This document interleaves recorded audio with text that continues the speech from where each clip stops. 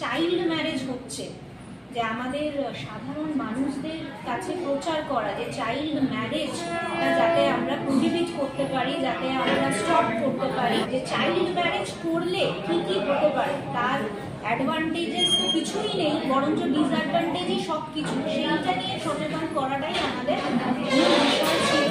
যে 18 বছরের নিচে একটি মেয়ে এবং 21 বছরের নিচে একটি ছেলেকে বিয়ে দিলে তাদের শারীরিক মানসিক যে ক্ষতি হচ্ছে, আমাদের আগামী প্রজন্মের যে ক্ষতি আমরা করছি, সেই বিষয়ে আমরা বিস্তারিতভাবে আলোচনা করলাম। এটা গেল আমাদের সোশ্যাল অ্যাসপেক্ট।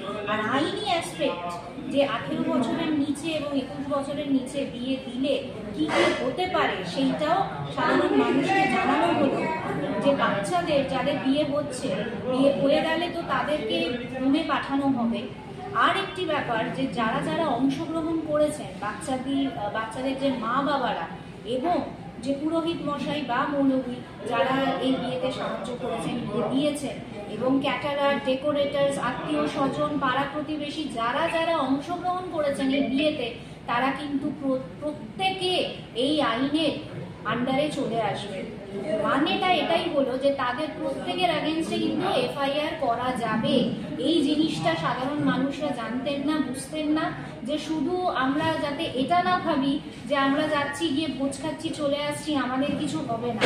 এবারে আমরা যদি অ্যাকশন নিতে শুরু করি, তাহলে কিন্তু প্রত্যেকটা মানুষ এই এফআইআর এর আন্ডারে আসতে চলেছে।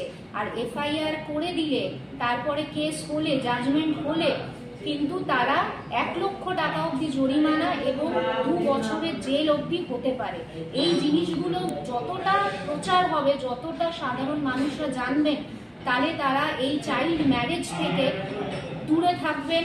আশেপাশে দেখলে যাতে আমাদের কাছে ইনফরমেশনটা আসে, আমরা যাতে প্রহিবিট করতে পারি, স্টপ করতে পারি, সেটাই আমাদের চেষ্টা।